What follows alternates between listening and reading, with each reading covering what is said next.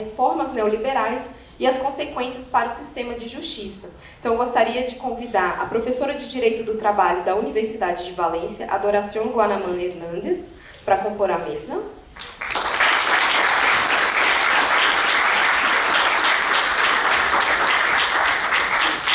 A presidenta da Associação Brasileira de Advogados Trabalhistas, ABRAT, Alessandra Camarano.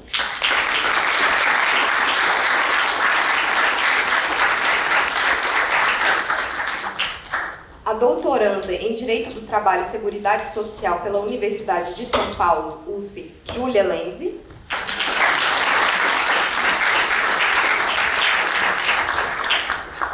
O doutor em Direito do Trabalho pela USP e juiz do trabalho da Primeira Vara de Campinas, Carlos Eduardo Oliveira Dias.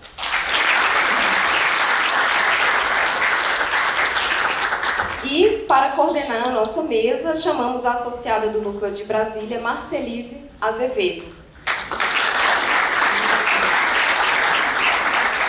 Bom, então é isso, né? Vamos fazer bom proveito das nossas discussões e da nossa mesa. Vou passar já a palavra para a Marcelise. Então, bom seminário a todos e todas nós, lutadores e lutadoras, companheiros e companheiras.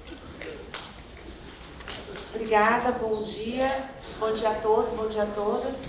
Sem mais delongas, vamos passar a palavra à professora Adoración para falar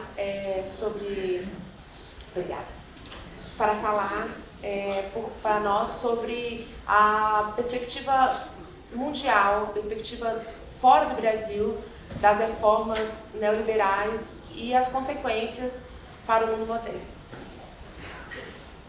Obrigada. Bom dia.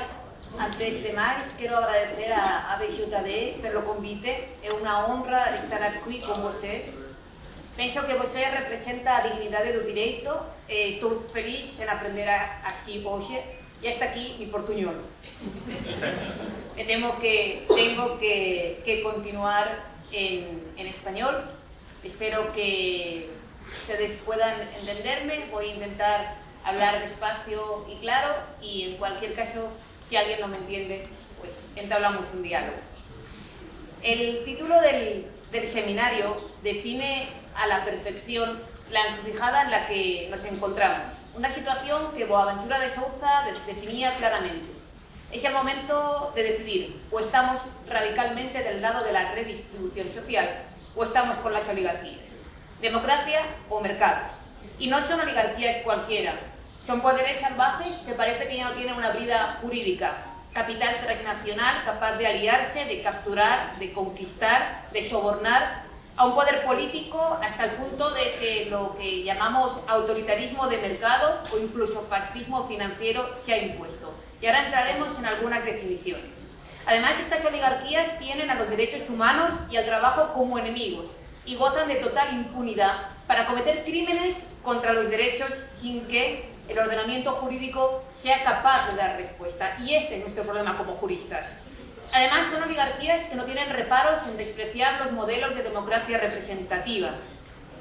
Estamos, de hecho, en un momento que mucha gente ya denomina como momento postdemocrático. Y creo que es importante hablar de esto. Porque en un momento postdemocrático el derecho es más utilizado que nunca, pero precisamente para blindar al capital, blindar su acumulación y blindar su impunidad.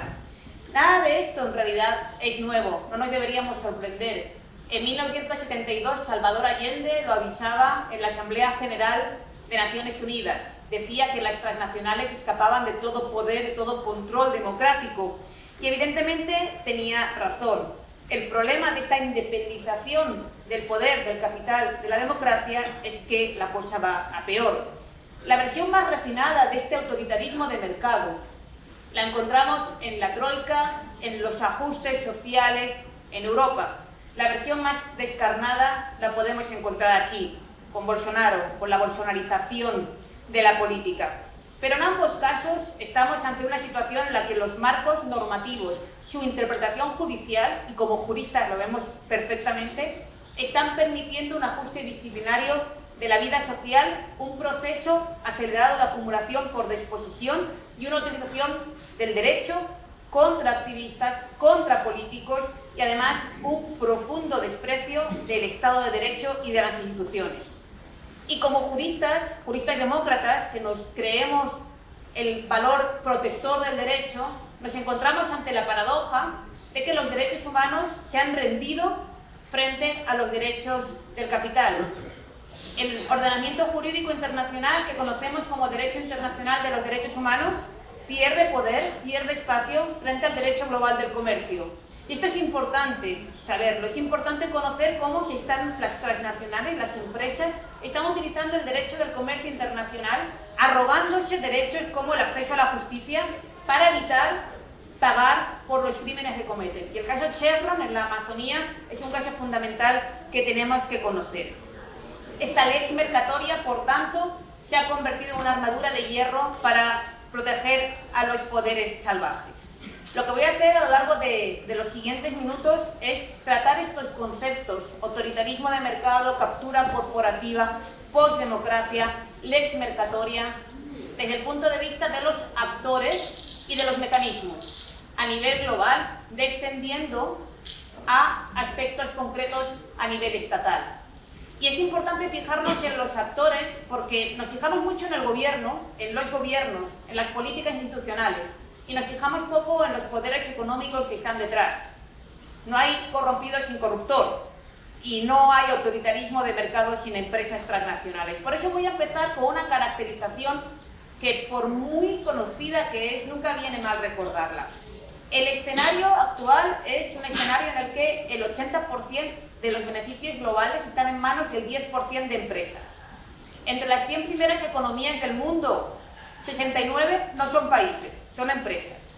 Las 100 primeras multinacionales transnacionales en el ranking tienen más de 500 filiales en 50 países y concentran el 80% de la mano de obra del mundo, aunque no la reconocen.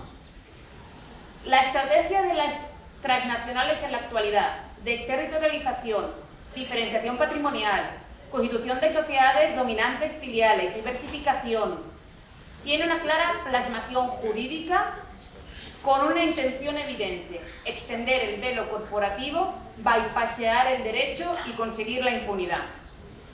Actualmente las empresas transnacionales eligen los sistemas normativos donde quieren establecerse para violar más fácilmente los derechos humanos de la naturaleza o donde los estándares sociales y laborales son menores, evaden, por tanto, el use del territorio de la matriz, que normalmente es más alto, y se instauran la matriz en Europa o en los Estados Unidos y Canadá para bajar con sus cadenas hasta las economías de la periferia, ocultan mano de obra. Más del 93% de la mano de obra de estas grandes transnacionales es mano de obra oculta. Consiguen la impunidad extendiendo, por tanto, el velo corporativo y además cambiando el capital de país para evitar la aplicación, con lo difícil que es, como bien sabes, la aplicación extraterritorial de la justicia. Reducen o eliminan el poder sindical. En resumen, desplazan los costes y los derechos y se quedan solo con el beneficio. Las consecuencias, y como laboralista creo que es importante saberlo, las consecuencias para el trabajo a nivel mundial son devastadoras. Las cadenas globales de producción, las empresas transnacionales y esta estructura están consiguiendo convertir la precarización en la normalidad y están consiguiendo extender la esclavitud. Luego les daré unas cifras de esclavitud, porque en muchas ocasiones parece que no nos damos cuenta de la cantidad, de esos 40,3 millones de esclavas y esclavos que hay en el mundo y que tenemos muy cerca. Crímenes: Brumadinho, no tengo que recordarles, el caso Mariana, el caso Chevron, el caso Rana Plaza, el caso Key, el caso Bhopal. ¿Quieren saber, ustedes saben bien, cuál es la tónica general de estos crímenes? 0 responsables. Impunidad absoluta para los que concentran la ganancia. Y esto es producto tanto de la estructura que les acabo de comentar de las transnacionales como de la inacción del Estado, sea por incapacidad, sea por complicidad. Pero además, la estructura que les acabo de contar tiene un impacto que los laboralistas conocemos bien. Cuando una empresa es libre de mover su capital, sus plantas de trabajo allí donde quiera, y está efectuando este dumping social. Esto produce dos efectos ineludibles sobre la política estatal. El primero es la competencia reguladora. Si miran Centroamérica, lo van a ver clarísimo. ¿A dónde van las empresas en Centroamérica? Al país donde tiene más zonas francas de inversión o leyes de maquilas más flexibles. Esta competencia reguladora entre estados, ¿qué produce? Una carrera a la baja. Nuestros ordenamientos laborales, pero también medioambientales y también fiscales, porque solo estoy tocando el vector laboral, pero lo mismo podríamos decir del vector fiscal, de seguridad social, de protección medioambiental, están en una carrera hacia la baja para atraer la sacrosanta inversión extranjera. Y los juristas miramos cómo nuestras normas laborales se caen al suelo en beneficio de esa atracción de la inversión extranjera. Se está produciendo la paradoja del crecimiento empobrecedor. Aunque afirmen que la inserción de las economías, sobre todo del sur global, en las cadenas globales produce crecimiento, en realidad lo único que está produciendo es un empobrecimiento. Pero cuando observamos toda esta estructura del poder económico, tenemos que observar, ya había dicho que en el autoritarismo de mercado hay dos culpables o dos responsables. Tenemos que observar cómo esta estructura del poder económico impacta sobre el poder estatal. Y este impacto sobre el poder estatal ha recibido el nombre de captura o complicidad corporativa. Es decir, el poder de las empresas de poner a los estados a su servicio. Voy a intentar dar una visión diacrónica de esta captura corporativa a través de la evolución del derecho del trabajo. Y creo que a todos nos pasa que llega un momento en que nos preguntamos cómo hemos llegado hasta aquí. ¿Cómo hemos llegado a tener marcos jurídicos laborales que están protegiendo a los empresarios? Claro, porque si nos acordamos del espíritu del 45, de la Declaración de Filadelfia, aquello del trabajo no es una mercancía, no hace tantos años, hace 6 décadas, de cuando construíamos marcos jurídicos protectores para los derechos de los trabajadores, de aquel pacto capital-trabajo, el reconocimiento de los sindicatos como sujeto, el reconocimiento del trabajo como sujeto, ese derecho capitalista del trabajo que por lo menos protegía. Oiga, no era revolucionario. Todo el mundo, las laboralistas sabemos que el derecho al trabajo no es revolucionario, pero lo que tenemos muy claro es que el derecho capitalista del trabajo nos permitía, por una relación de fuerzas determinada, embridar, parar al empresario, ponerle límites al empresario. El problema es que este derecho capitalista del trabajo ha sido fuertemente contestado y hemos perdido la relación de fuerzas. Y esta contestación fuerte, que aquí se plasma, creo, de manera evidente con el consenso de Washington, salta el océano con el consenso de Bruselas. Déjenme parar aquí un momento. Las líneas fundamentales del consenso de Washington la tienen ustedes fundamentalmente claras. Desmantelamiento del poder del Estado, en la gestión y provisión de políticas sociales, seguridad social, educación, salud, eliminación de la protección de los derechos laborales, endeudamiento salvaje, algo que nos suena ya no por la historia sino por la realidad. Las herramientas de esto fue fundamentalmente, como ustedes saben, el Fondo Monetario Internacional. Lo que quiero señalar es que cuando el consenso de Washington se aplica en América Latina y produce toda esta transformación, ¿no?, hacia un derecho neoliberal, un derecho protector del capital, al final del consenso de Washington se refuerza otra estrategia. Algo así como si se hubieran planteado a las élites: estamos imponiendo el consenso de Washington porque contamos con gobiernos cómplices o por lo menos incapaces de resistir. ¿Y qué pasará si luego llegan otros gobiernos que son capaces de resistir? Algo que pasó con los gobiernos post-neoliberales. Bueno, aplicaron otra estrategia: los tratados de comercio e inversión y los tratados bilaterales de inversión. Esta estrategia, que en América Latina empieza en los años 90, y no en vano, de los 498 acuerdos actuales en América Latina, 312 se firman en los 90, es la completud de la armadura jurídica, de lo que llamamos lex mercatoria.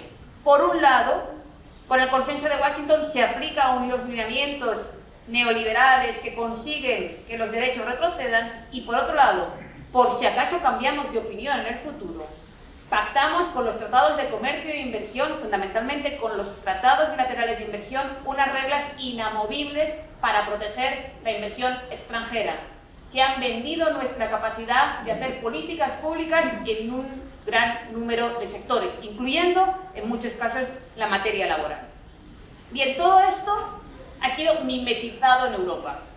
Desde el año 2009 hasta la actualidad, le podemos llamar a este periodo de tiempo el consenso de Bruselas, porque también con el FMI está siempre presente, hemos conseguido que en Europa se realicen y se pongan en funcionamiento una serie de lineamientos para transformar todos los ordenamientos jurídicos de los 28, pronto 27 Estados miembros en el mismo sentido.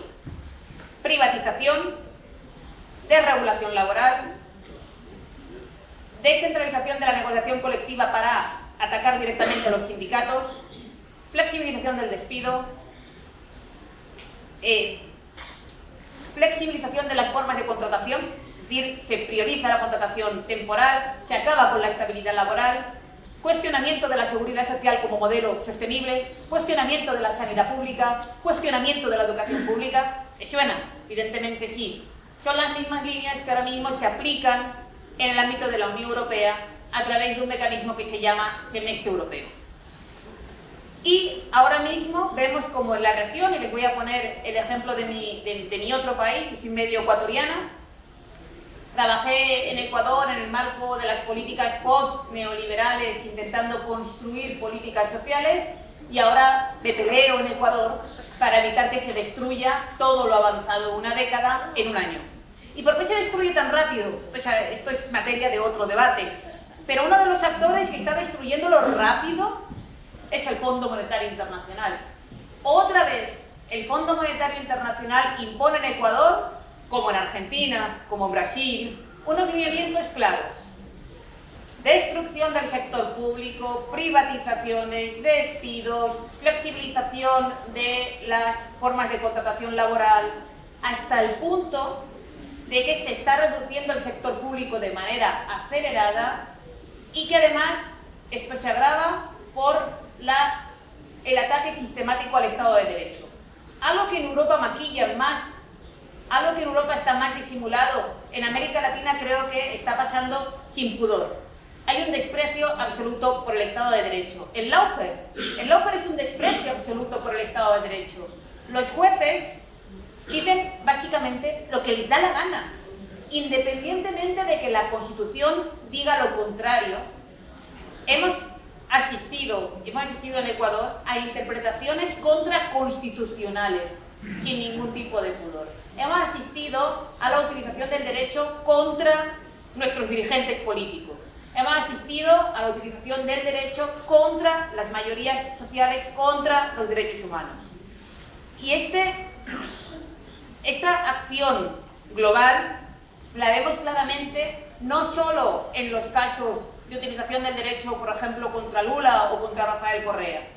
También los vemos en el caso de la utilización del derecho de extralex mercatoria contra colectivos y movimientos sociales. Les voy a poner un ejemplo.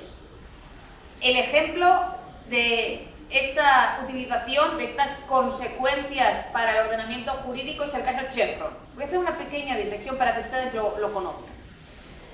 Chevron se instala en Ecuador y empieza a explotar la Amazonía en los años 60. Durante más de 30 años explota la Amazonía dejando residuos sin control. Arruina centenares de hectáreas de la Amazonía y se va. Cuando las víctimas demandan por fin a Chevron en Ecuador, obtienen una sentencia firme desde el año 2011 y luego ratificada que condena a Chevron a pagar 9.500 millones de dólares. Chevron tiene en Ecuador una cuenta bancaria con 350 dólares. Las víctimas están intentando que la sentencia contra Chevron se ejecute en Brasil. No han podido, no hay aplicación extraterritorial. Se ejecute en Argentina, no han podido, se ejecute en Canadá. Y mientras nosotras, las juristas que trabajamos con las víctimas, perseguimos al Chevron, Chevron persigue al Estado. Chevron demanda al Estado utilizando un tratado bilateral de inversión entre Ecuador y Estados Unidos que ya está denunciado y que no estaba en vigor cuando Chevron estaba en Ecuador, para demandar al Estado ecuatoriano. El último laudo de un tribunal arbitral en Holanda ha condenado al Estado ecuatoriano. Y ha condenado al Estado ecuatoriano diciendo que la sentencia obtenida en Ecuador por la demanda de las víctimas fue conseguida por corrupción.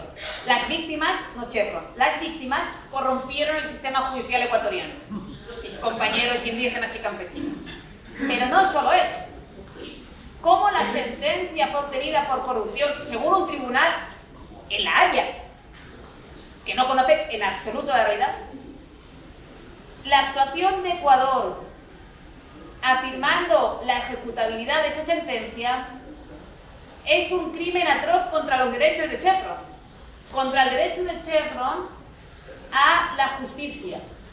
Es decir, que hay un derecho de las transnacionales a la justicia. Ojo, que el derecho a la justicia es un derecho construido para el ser humano, pues ahora no. Ahora es un derecho de la transnacional.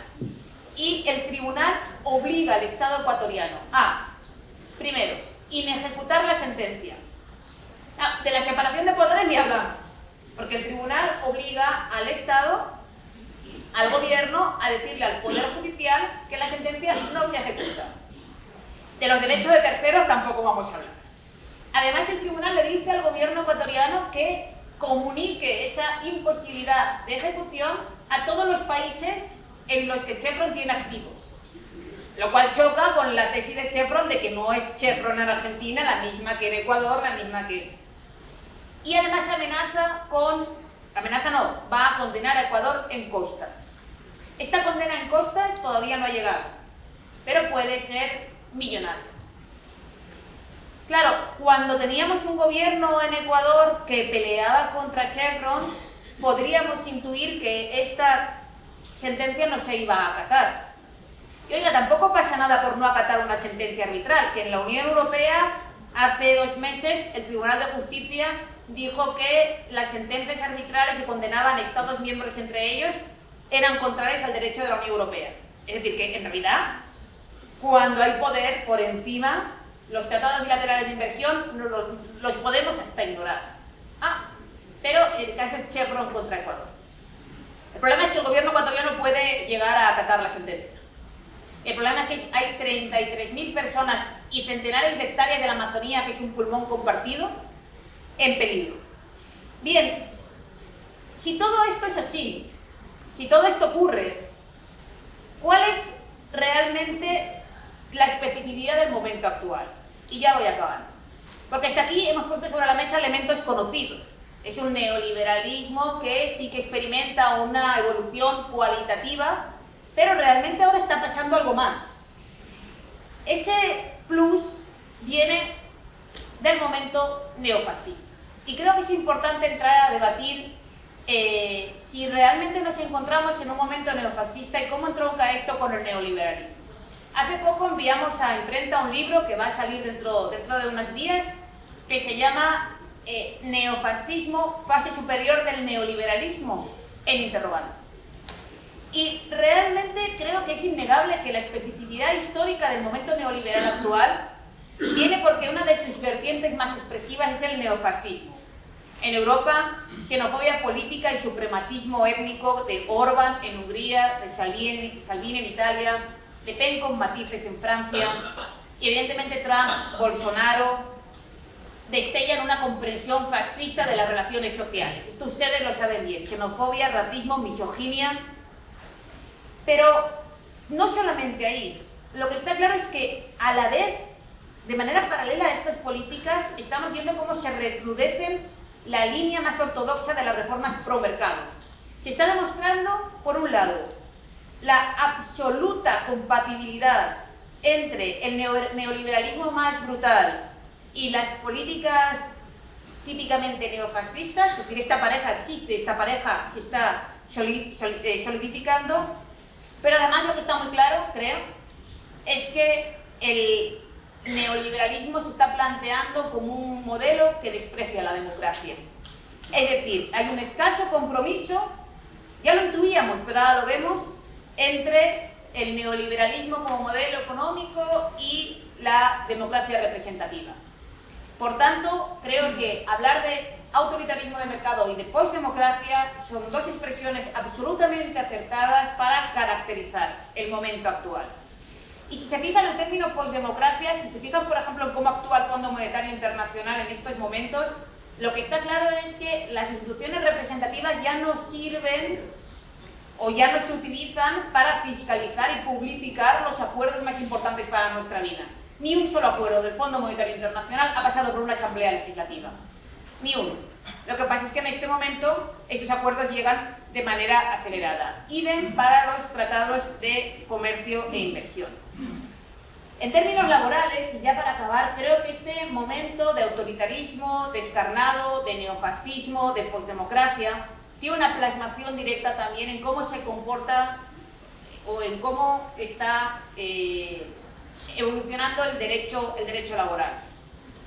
Hablábamos del fin, con oasis, pero del fin del derecho capitalista del trabajo, del derecho que reconocía el trabajo como clase, del derecho del pacto social, para llegar a un derecho neoliberal del trabajo, que no reconoce el trabajo como clase, que además reduce derechos sistemáticamente según las necesidades del capital, aunque es capaz de recular.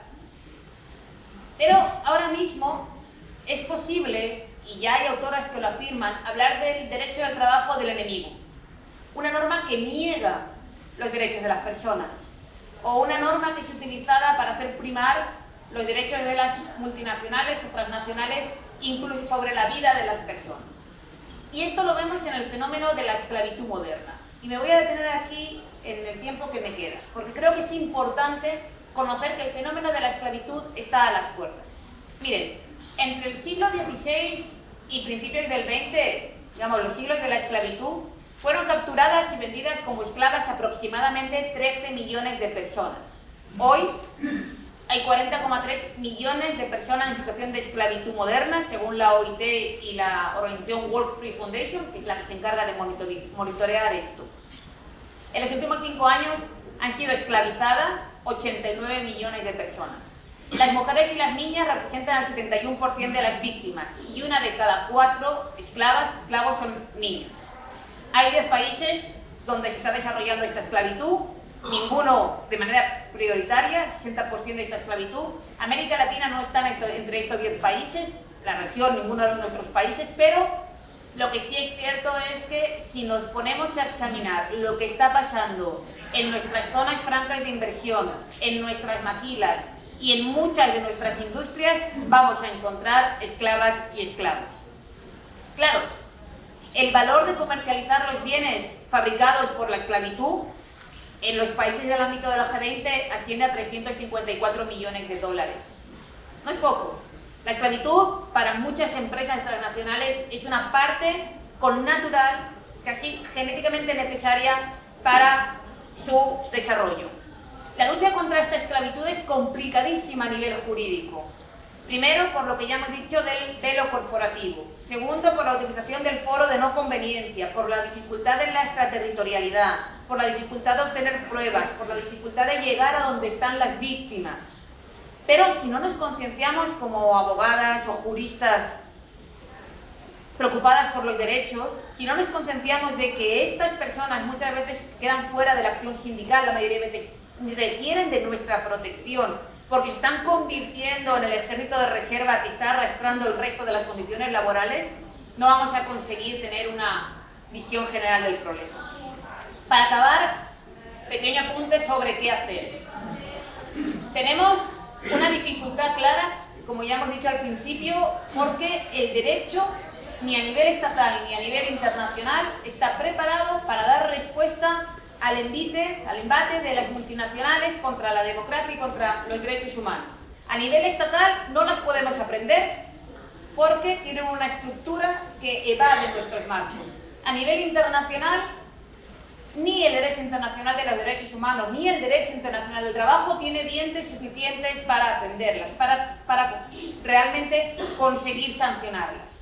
Hay en estos momentos, una vía de actuación a la cual además dedico gran parte de mi existencia y mi militancia jurídica, que es el Binding Treaty, el Tratado Vinculante sobre Empresas Transnacionales y Derechos Humanos. Es un tratado que se está negociando en el ámbito del Consejo de Derechos Humanos de Naciones Unidas desde el año 2014, la resolución 26.9. Es fundamental que todas y todos conozcamos la realidad de este tratado. Es un tratado que pretende exigir responsabilidades directas en el ámbito internacional a las empresas, para que las matrices tengan miedo. Si una matriz que tiene, como Nestlé, 4 millones de trabajadores y trabajadoras en su cadena, no tiene miedo, va a seguir haciendo como Nestlé, va a seguir utilizando mano de obra esclava para fabricar la comida para gatos que damos nosotros a nuestros gatos. Y eso solo vamos a evitarlo si conseguimos que las empresas matrices sepan que hay una norma internacional que les puede llegar a condenar por la utilización de mano de obra esclava, por la utilización de medidas contra los trabajadores, etc. El momento para los juristas creo que puede resumirse de nuevo con Boaventura en una expresión, que es volver a la teoría de la retaguardia combativa.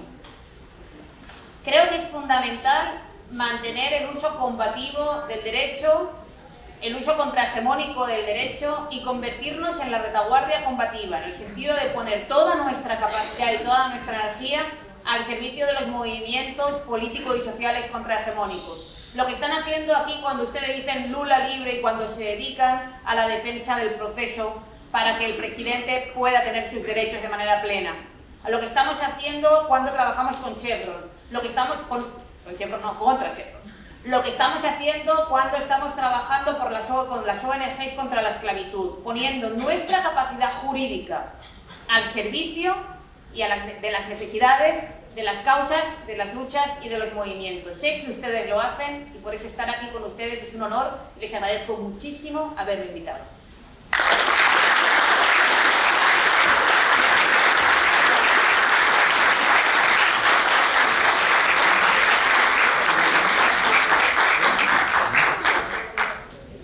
Quero agradecer a participação da professora Adoración, especialmente pela riqueza de informações e pela reflexão, para que a gente possa entender como o capital se movimenta sempre de forma a encontrar como satisfazer seus interesses. Não importa onde, ele sempre se movimenta de forma sistêmica e a gente tem que sempre estar atento para combater essa movimentação do capital nacional e internacional. Bom, agora a gente vai passar a palavra à doutora Alessandra Camarano, presidente da Associação Brasileira de Advogados Trabalhistas, ABRAT, para a sua exposição.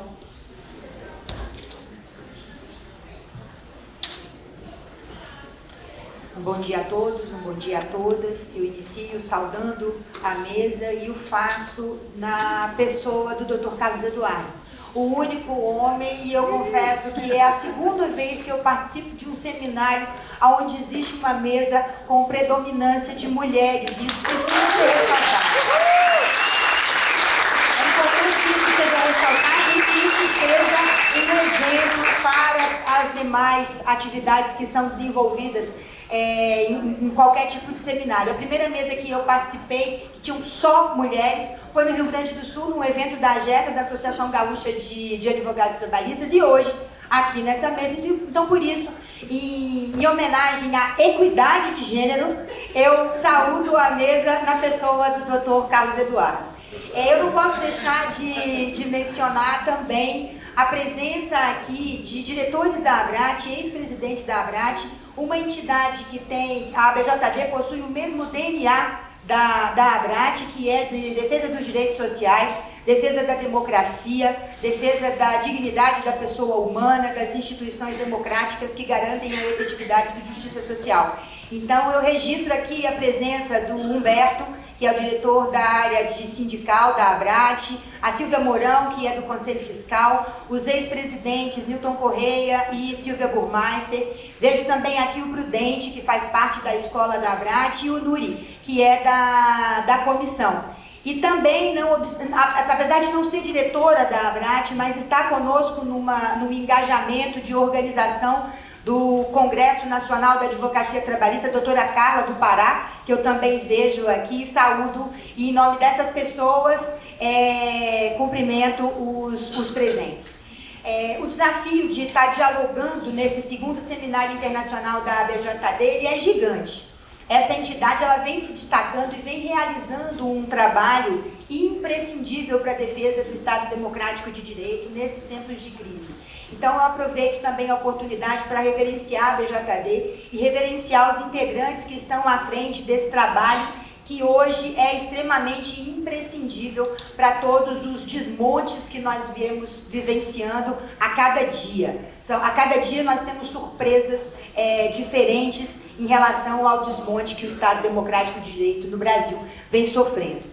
E é muito desafiador também. É desafiador porque este ano a Constituição Federal ela faz 31 anos. E o que a gente vem vivenciando, conforme eu já iniciei dizendo, é uma tentativa de desconstrução desse arcabouço legislativo naquilo que lhe é mais caro, naquilo que representa o limite do exercício de poder, seu fio condutor, que consta do capítulo de Direitos e Garantias Fundamentais e que coloca o ser humano no centro, que coloca o trabalho como o eixo básico, um direito social fundamental, fundamento da ordem jurídica e econômica, e afirma o trabalho como primado e na base da ordem social. Eu tive a oportunidade de estar conversando e dialogando no Conselho Federal essa semana sobre a MP 8873, que asfixia os movimentos sindicais, e em outros espaços também de fala, e nós temos dialogado sobre a importância de nós mudarmos a nossa abordagem com a sociedade brasileira. Uma abordagem que deve se dar com ternura, como foi dito aqui no início pela pessoa que estava fazendo o cerimonial. Atingir o coração das pessoas, atingir o cerne do sentimento das pessoas para que a gente possa tentar convencê-las e tentar fazer com que enxerguem o desmonte que vem acontecendo no Estado Democrático de Direito. E esse papel nos cabe, como juristas, como professores, como cidadãos dentro da sociedade brasileira. E eu vou tentar falar com poesia e falar com o coração. É uma mudança na abordagem, uma mudança na forma de estar tentando fazer o convencimento. Eu espero que eu seja feliz e eu espero que as pessoas também possam nos compreender. E aí eu já inicio dizendo sobre o cenário brasileiro de rupturas que nós vemos vivenciando neste ano, de 31 anos da Constituição Federal e de 100 anos desde a constituição da Organização Internacional do Trabalho.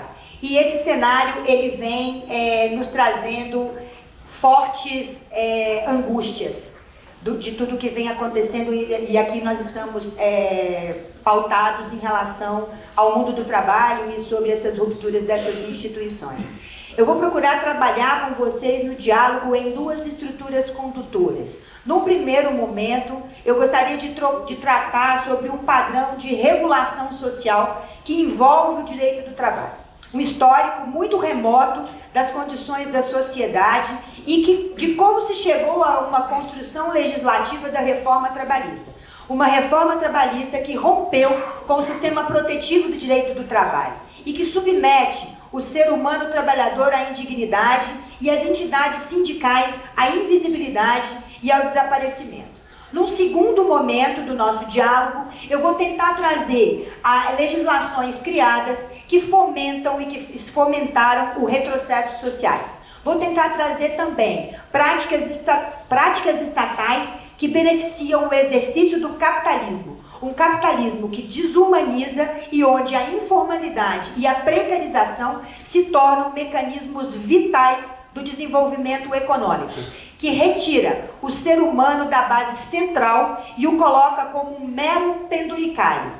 Em homenagem também ao tema central deste evento, neoliberalismo, direito e pós-democracia, eu me socorro dos ensinamentos do jurista Rubens Casara no livro Estado Pós-Democrático, Neobscurantismo e Gestão dos Indesejáveis, que define a pós-democracia como, abre aspas, o Estado compatível com o neoliberalismo, com a transformação de tudo em mercadoria, fecha aspas. Segundo Rubens Casara, Segundo ele, e a professora Guaraciunco também colocou aqui, nesse estado de pós-democracia, o direito e a democracia, eles permanecem, mas eles permanecem não mais como um conteúdo substancial e vinculante, mas eles permanecem como um simulacro, como um elemento discursivo apaziguador. E para ajuda desse contexto histórico da primeira parte do nosso diálogo, eu vou contar com diálogos que eu ouvi e que foram ditos pela professora Gabriela Neves Delgado, vice-diretora aqui da Faculdade de Direito da Universidade de Brasília, espaços de fala que ela trata sobre a questão da reforma trabalhista. Então, nesses espaços, a professora Gabriela, ela traz para o público o que ela denomina de sistema de fluxos e refluxos que ocorreram no Brasil, no sistema de proteção trabalhista, e ela traz alguns períodos chaves. Segundo ela, o primeiro período de regulação social do direito do trabalho no Brasil, ele aconteceu exatamente com a institucionalização do direito do trabalho, a partir da consolidação do direito do trabalho em 1943. E esse foi um período que vai se estender basicamente até os anos de 1945. E aqui é importante observar que até 1930, a regulação do direito do trabalho no Brasil, ela era sistemática, precária, não organizada. E por isso, nós não podíamos falar de um sistema trabalhista coeso e de regulação social no país. Essa regulamentação, ela vem apresentada a partir da CLT, que é um marco legislativo. Então, nesse período de expansão da legislação trabalhista, ela vai se estabelecer entre 1945 e 1988. Neste período, se contou com movimentos, segundo a professora Gabriela, de fluxos e refluxos no sistema de proteção trabalhista. E aqui nós podemos indicar algumas legislações extravagantes da CLT que contribuíram para a criação de novos direitos e novas parcelas. Então nós podemos citar a Lei 605 de 49, que instituiu o direito ao descanso semanal remunerado e feriado. A Lei 4.090 de 1962, que instituiu o 13º salário. Então a primeira regulamentação dada de direitos trabalhistas de rurais e domésticos, mesmo no caso especialmente da relação doméstica, essa construção ela tem como parâmetro de civilidade de uma forma muito lenta, de uma forma muito gradual, e que com a Lei Complementar de 150 de 2015, que foi promulgada, ela regula a regulação do emprego doméstico, e aí nós podemos perceber um avanço, mas mesmo assim um avanço incompleto. Porque a regulamentação do trabalho do trabalhador doméstico, ele vem com alguma diferença dentro da Constituição Federal em relação ao sistema de proteção que é dado aos trabalhadores urbanos e rurais. Nós temos ainda uma lei que se refere ao contrato de empregados vendedores e classistas, que são os empregados viajantes. Temos também o contrato do atleta profissional, que é datado originalmente da década de 70, mais precisamente 1976. Temos também a lei que criou o procedimento sumário, também na década de 70, falando, já entrando na questão processual do trabalho. Então esse é um movimento que mostra que a legislação trabalhista ela avança na perspectiva do sistema de proteção nesse período de tempo. Acontece que, nesta mesma época, em função da grande polarização capital versus trabalho, há movimentos também de refluxos. E aí nós vamos ver na década de 60, vamos ter uma expansão de movimento e de contenção das manifestações coletivas trabalhistas. Nesse período, os sindicatos brasileiros eles tiveram mais de 400 intervenções oficiais por parte do Estado, o que demonstra uma dificuldade na perspectiva de demanda e do exercício do direito de resistência para o avanço das causas coletivas trabalhistas, já que o Estado ele vinha com uma força no sentido de estabelecer contenções para esses movimentos sociais. Nos anos 70, nós tivemos um outro movimento de refluxo, que é a autorização para terceirização trabalhista. Em 1974, nós tivemos a autorização do trabalho temporário. Nesse período de consolidação democrática do direito do trabalho no Brasil, foi instaurado especialmente com a Constituição Federal de 1988. Com a Constituição Federal de 1988, sob o valor, sob o ponto de vista, sob a perspectiva de valorização, se propôs e estabeleceu um grande avanço. Foi quando foi colocado e se elegeu a pessoa humana no centro da produtividade normativa. Tem uma mudança na Constituição Federal. Ela é inaugurada, primeiro, com a referência da dignidade da pessoa humana. Segundo, a partir da Constituição Federal, os primeiros títulos eles são destinados à indicação de direitos fundamentais da pessoa humana. Nós temos também, dentro desta Constituição Federal, o relevo que se deu à questão do trabalho, que o reconhece como um direito fundamental e os seus valores eles passam a possuir preponderância na configuração da ordem econômica e em relação aos demais valores da economia de mercado. Bom, mas mesmo com essa Constituição Federal de 1988, que representa avanços em questão de direitos humanos, na centralidade do direito, ela traz, essa Constituição, 3 possibilidades de flexibilização, que é a possibilidade da redução salarial através do instrumento coletivo negociado, a ampliação da jornada de trabalho em turnos ininterruptos de revezamento de 6 para 8 horas, também por instrumento coletivo de trabalho, e a possibilidade do sistema de compensação, que é o chamado banco de horas, que veio originalmente na Constituição Federal, normatizado com a obrigatoriedade de se passar através de instrumento coletivo de trabalho, que agora, com a reforma trabalhista, com a Lei 13.467, ele passa esse sistema de compensação a ser por acordo individual.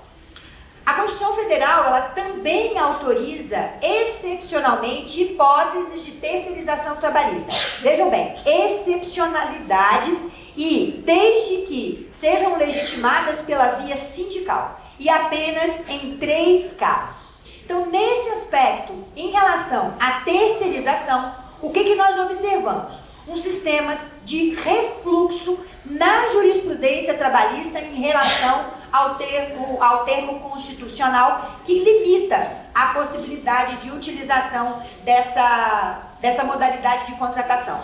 Então, a jurisprudência trabalhista, ela rompe com o limite dado do texto constitucional e ela começa a expandir as possibilidades de terceirização e que acaba não sendo absorvida na prática. Nós podemos verificar também um outro movimento de fluxo social trabalhista com a emenda constitucional 45 de 2004, que é a que trata da reforma do Poder Judiciário e que vai alcançar o Poder Judiciário trabalhista, porque se ampliou a competência da Justiça do Trabalho, que é a previsão do artigo 141. E aí, quando eu falo de competência, a disputa de competência, ela representa disputa de poder. E competência significa poder. Então, naquele momento histórico, a Justiça do Trabalho, ela sai fortalecida. Ela também amplia a composição do Tribunal Superior do Trabalho a partir de dezembro de 2004, passando a ser de 27 ministros. Porém, como nem tudo merece ser flores no âmbito de direitos sociais, esta mesma emenda constitucional número 45, no âmbito coletivo de trabalho, ela retrocede. E ela retrocede aonde? Aonde ela obriga o comum acordo para o ajuizamento de dissídios coletivos de trabalho e faz o que com as entidades sindicais? Colocam as entidades sindicais ajoelhadas perante o capital, porque elas precisam de autorização para a busca de direitos coletivos da categoria de representantes. Aqui, colocar as entidades sindicais ajoelhadas ao poder do capital é o que se faz também com a medida provisória número 473 deste ano, 873, desculpe, aonde se exige que para o recebimento de mensalidades sindicais não pode ser mais através de desconto em folha de pagamento, e sim através de boletos bancários. Boletos bancários que são emitidos pelas entidades sindicais e que vão marcar com os custos dessas tarifas bancárias dentro de um sistema bancário, seja o boleto pago ou seja o boleto não pago pela classe trabalhadora. E aí também uma ingerência do capital dentro das entidades sindicais, quando, para a emissão desses boletos para o recebimento das mensalidades sindicais, O sindicato depende que as empresas forneçam a folha de pagamento, porque as mensalidades elas são descontadas e elas são auferidas em cima do valor bruto do salário dos trabalhadores. E o sindicato não tem como saber se o trabalhador ou a trabalhadora A, B ou C, se eles estão realizando horas extras, se eles têm adicional de insalubridade, adicional de periculosidade. Então submete a classe trabalhadora, submete a entidade sindical ao poder das empresas. Há uma outra questão também que eu trago aqui em relação à medida provisória, que é a incompatibilidade da própria medida provisória com a própria lei da reforma trabalhista, o que escancara a intenção de que dentro desse sistema de reformulações, tanto do Poder Judiciário como da legislação trabalhista, a intenção de asfixiar o movimento sindical e de acabar com os movimentos sindicais. Um exemplo é a questão do negociado sobre o legislado. A Lei 13.467, ela possibilita o negociado sobre o legislado, ainda que fira a Constituição Federal e ainda que isso represente um retrocesso para a classe trabalhadora. E aí eu posso citar um exemplo. Uma assembleia instaurada, aonde vai se tratar sobre a fixação de mensalidade sindical e a forma de arrecadação, e que vai se tratar sobre uma possibilidade de redução de salário e uma possibilidade de aumento de jornada de trabalho, esta mesma Assembleia, quando ela vota e quando ela aprova, por exemplo, a possibilidade de redução salarial e de aumento de jornada de trabalho, ela é válida. Mas se ela aprova a forma de custeio de sua entidade sindical e a forma de arrecadação, ela não vale mais. A mesma Assembleia dentro de um mesmo padrão regulatório. Então, isso é um exemplo de que a intenção é acabar com os movimentos sociais, acabar com os movimentos coletivos, que é aquilo que fortalece e que engrandece a democracia. Voltando ao nosso sistema de fluxos e refluxos, na década de 90, nós podemos ver um outro refluxo no sistema de proteção social trabalhista forte, que foi uma inspiração no padrão de regulação estatal, com uma referência, uma política de gestão neoliberal, com processo de privatização significativo. Houve uma recuada na atuação dos sindicatos, cujas pautas se tornam restritas, e essas pautas elas vão estabelecer uma agenda de negociação basicamente pela manutenção de direitos trabalhistas, porque o desemprego ele se tornou cada vez mais estrutural dentro do país. A partir dos anos 2000, uma década depois, o Brasil vivencia um novo período de mudança social. E isso se reflete no caso do direito do trabalho com políticas públicas progressistas e de caráter social. E aí nós podemos verificar este fluxo de proteção a partir dos anos 2000. A reestruturação e a expansão das universidades federais por meio do REUNE, por meio do aumento do número de vagas, abertura e ampliação dos cursos noturnos e aumento do número de alunos por professor. Nesse segmento privado de educação, nós temos também uma ampliação do direito ao acesso à educação nas instituições privadas por meio do ProUni. Nos anos de 2000 a 2015, nós temos no país o maior índice de consumo de carne vermelha entre as famílias de classe C, que passam a levar para casa não apenas a cesta básica, não apenas o básico para a sua alimentação. Em 2014, nas principais capitais brasileiras, nós tivemos o menor índice de desemprego já computado no Brasil. Aquele desemprego estrutural da década de 90, ele cedeu espaço para uma ampliação de mecanismos e ingressos no mercado de trabalho. E aqui nós estamos falando de mercado de trabalho formalizados e não do mercado de trabalho hoje que se quer implantar no país de mais empregos e menos direitos. No período de 2000 a 2014, nós também tivemos um fortalecimento das instituições democráticas que garantem a efetividade do direito do trabalho e da justiça social. Por exemplo, o Ministério Público do Trabalho tiveram 404 procuradores empossados e 3.001 servidores técnico-administrativos empossados. Todo esse movimento, ele contou com uma maior utilização também do sistema de proteção internacional de direitos humanos trabalhistas. esse sistema internacional de direitos humanos trabalhistas, ele foi ganhando espaço e foi fazendo coro com a realidade trabalhista brasileira.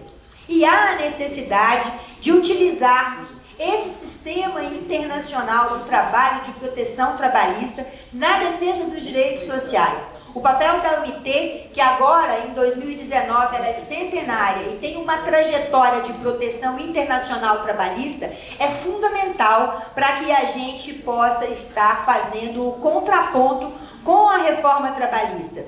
Porque entre os caminhos possíveis que nós temos para fazer esse contraponto com a reforma trabalhista, são os controles de constitucionalidade e os controles de convencionalidade. E daí a importância de nós compreendermos bem esse sistema de proteção internacional do trabalho, tanto da OIT como também dos sistemas regionais de proteção. Bom, a partir dos anos de 2016, nós verificamos uma dinâmica de refluxo no sistema de proteção. E ela vai aparecer a partir do impeachment da presidenta Dilma Rousseff, aonde não foi apontado e nem comprovado nenhum crime que justificasse o afastamento da presidenta da República.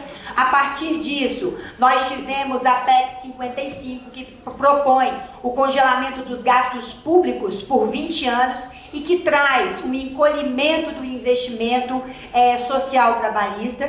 Nós tivemos um aumento da concentração de renda, um aumento da pobreza, uma renda menor para os trabalhadores que, mais uma vez, neste período pós-2016, voltam a substituir a carne vermelha pelos ovos.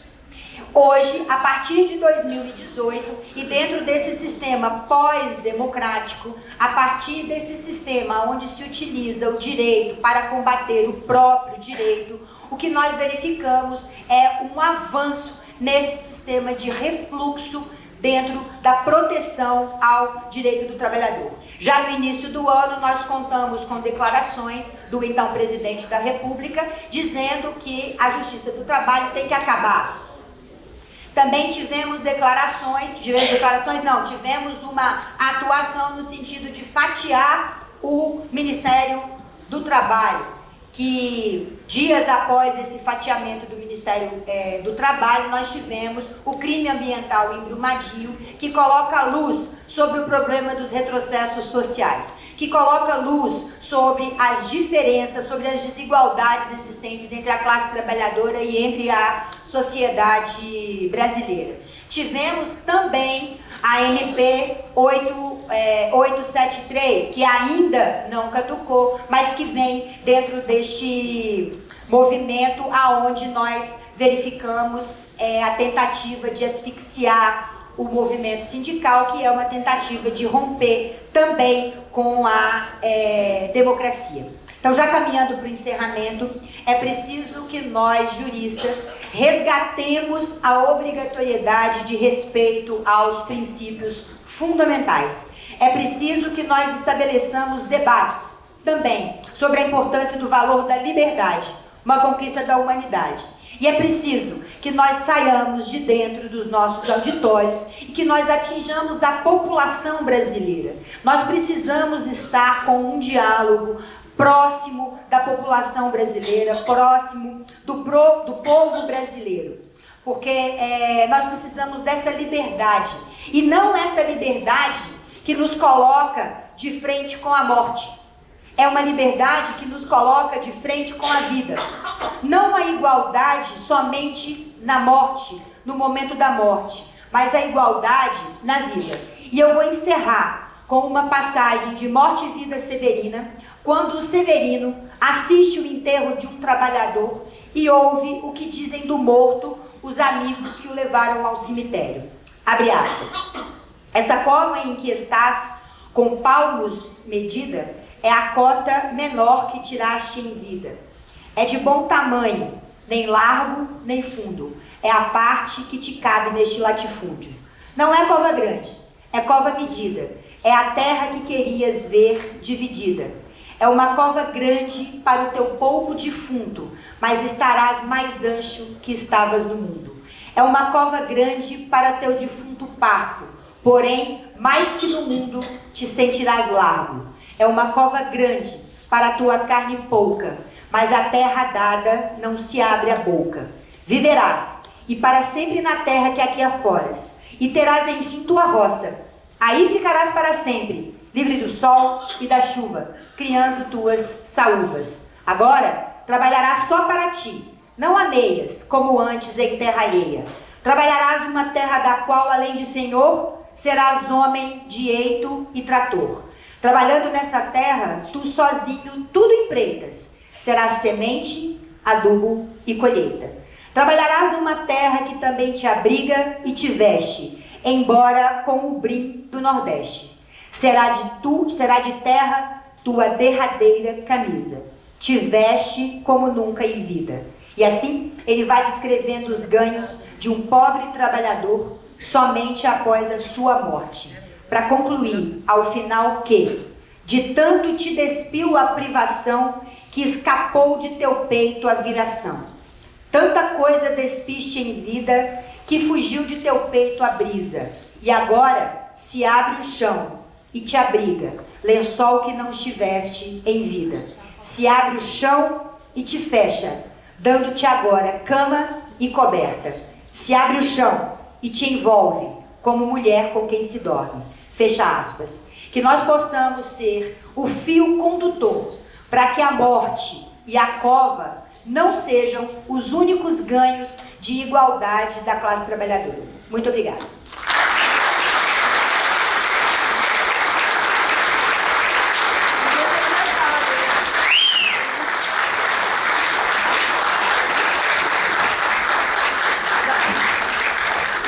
Obrigada, doutora Alessandra, pelas palavras, por essa poesia ao final, que faz a gente refletir que o neoliberalismo é um grande inimigo dos trabalhadores e das trabalhadoras, né? Porque impõe uma grande instabilidade na renda desse trabalhador, impõe uma forma e uma qualidade de trabalho sempre mais e mais prejudicial, né? Isso traz prejuízos familiares, prejuízos no alcance de conhecimento, né? E a gente tem que estar pronto para lutar contra esses prejuízos causados pelas reformas neoliberais e pelas modificações da legislação trabalhista. Então, eu vou passar a palavra agora à professora Júlia Lenzi. Eu tive a oportunidade de ouvir a professora Júlia em algumas ocasiões, falando especialmente sobre seguridade social, sobre reforma da Previdência, e é um tema palpitante, é um tema de grande relevância para todos nós, especialmente nesse momento em que o governo volta seus canhões para a população desavisada, com propagandas no rádio, na TV, com conteúdo absolutamente superficial, e a gente precisa estar pronto para enfrentar mais esse desafio das reformas neoliberais. Bom dia a todas e a todos. Em nome da minha companheira Marcelise, eu agradeço e digo que me sinto muito honrada pelo convite feito pela BJD. É uma alegria e uma satisfação estar aqui. Acho que, como a companheira que fez a instalação dos trabalhos hoje disse, é necessário ternura para que a gente vença a exaustão de perplexidade que nós estamos vivendo. Todos os dias a gente se depara com um novo, com um terrível, com a violência, com o ódio. Então é fundamental que esse tipo de evento nos reúna para que a gente tenha ainda mais certeza que não estamos sozinhos, que estamos caminhando junto e, o mais importante, estamos caminhando junto da classe trabalhadora e estamos ainda alimentando os sonhos e esperanças e o projeto de um futuro mais igualitário, de um futuro mais amoroso e de um futuro onde caibam projetos de vida e projetos de esperança. Bom, queria cumprimentar também meus colegas de mesa, dizer que é uma satisfação estar aqui com eles hoje e aprender com eles. E dizer que a minha fala é sobre a reforma da Previdência. E como hoje todos os juristas democratas não podem mais se excusar, eu falarei a partir de um recorte de gênero e um recorte racial, né? Tentarei fazer isso. É fundamental que na análise nós tenhamos esse compromisso, porque se estamos ao lado da classe trabalhadora, essa classe trabalhadora tem uma cor, essa classe trabalhadora tem um gênero, e é fundamental que nós passemos a falar sobre isso. Bom, Inicialmente, então, eu queria começar destacando que o movimento de mulheres organizadas ele foi fundamental para barrar a primeira tentativa de destruição da Previdência Social enquanto política pública organizada sob o modelo de repartição da forma como previsto na Constituição. E eu estou falando da PEC 287/2016, proposta pelo governo Temer e sistematicamente derrotada a partir do 8 de março, organizado pelas mulheres em 2017, que acabou de ser enterrada com a greve geral organizada em abril de 2017. Bom, mas esse ímpeto de ataque, ele volta agora com ânimos renovado.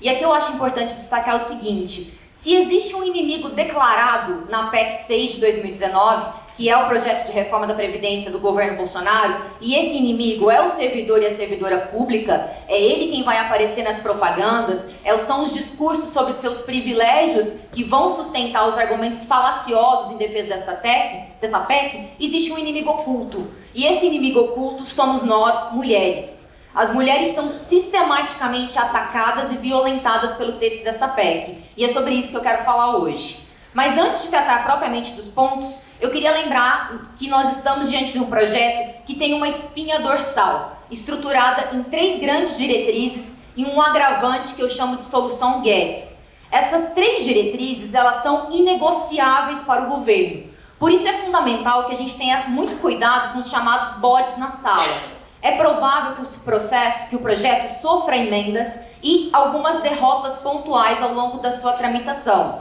Dificilmente, por exemplo, eu acredito que o BPC será mantido da forma como estruturado, ou mesmo a contribuição dos servidores públicos. Porém, isso são questões pontuais no sentido de que, se a espinha dorsal permanecer no projeto, a Previdência será enterrada enquanto política pública de repartição solidária que promove o mínimo de bem-estar para a classe trabalhadora, sustentada numa ética do trabalho, o que garante o acesso à Seguridade Social desde o parâmetro da Constituição de 88, não é e nunca foi a contribuição, é a contribuição advinda do trabalho. É o reconhecimento da contribuição social para a riqueza socialmente produzida.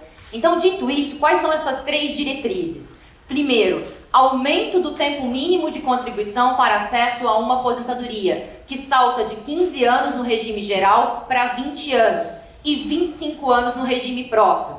Segundo, a instituição de uma idade mínima para acesso à aposentadoria no regime geral e aumento dessa idade mínima no regime próprio. Essas idades mínimas serão fixadas inicialmente em 62 e 65. A gente já fala qual vai ser o período de transição. E terceiro, e o mais grave, eu acho que nós temos tido bastante debate sobre a questão da idade. E nesse ponto, acho que nossa tática ela tem sido falha. É um terreno confortável para o governo debater idade mínima, porque a idade mínima é relativamente próxima ao que se tem previsto hoje. O grande armadilha existente no projeto, para além do aumento do tempo de contribuição, é a mudança na fórmula de cálculo dos benefícios. Essa mudança ela é perversa, ela diminui substancialmente o valor das aposentadorias e pensões pagas. E mais do que isso, o texto da forma como redigido hoje, que está centrado dentro de um princípio de desconstitucionalização de direitos e garantias previdenciários, ele abre sim o precedente para que numa segunda rodada de desmonte eu pague aposentadorias em valores inferiores ao piso previdenciário. Isso é, inferiores ao salário mínimo, porque a garantia de pagamento do salário mínimo deixa de constar do texto da Constituição de 88. Bom, essas são as 3 diretrizes. Qual é o agravante Guedes? O projeto de capitalização. É isso que o governo Bolsonaro, com o seu ministro Paulo Guedes, prometeu entregar ao mercado financeiro, e isso é um motivo fundamental da reforma da Previdência. Aqui eu não quero deixar nenhuma dúvida, não se trata de alternativa, se trata de substituição de médio prazo. O regime de repartição será morto por inanição, na medida em que novos trabalhadores estarão vinculados à capitalização e na medida em que eu permitirei que empregadores e entes públicos contratantes possam ofertar vagas a partir de editais e contratações nos sistemas de capitalização. Meus colegas trabalhistas estão aqui para dizer como funciona negociado sob legislado. Não haverá possibilidade de escolha. O que haverá é uma migração sistemática da repartição para a capitalização e um esvaziamento da base contributiva do sistema de repartição, que vai ruir. Então eu acho que se existe um ponto positivo sobre a PEC 6 de 2019, é que ela não poupa ninguém.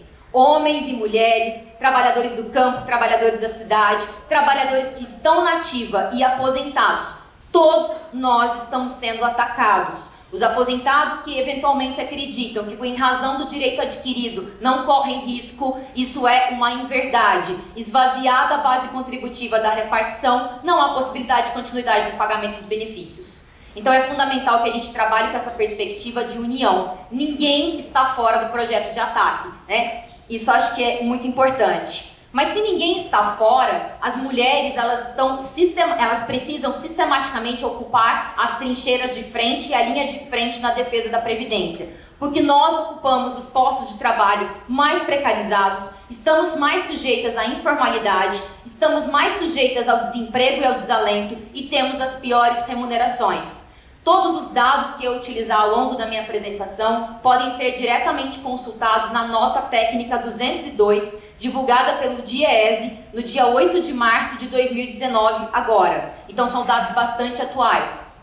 Com relação à instituição da idade mínima, ela começa em 56 anos para as mulheres e 61 para homens, e ela vai ser fixada em 62 e 65. Mas como eu brinco, esse é só o começo da tragédia. Porque, na verdade, existe um sistema de gatilho automático na PEC.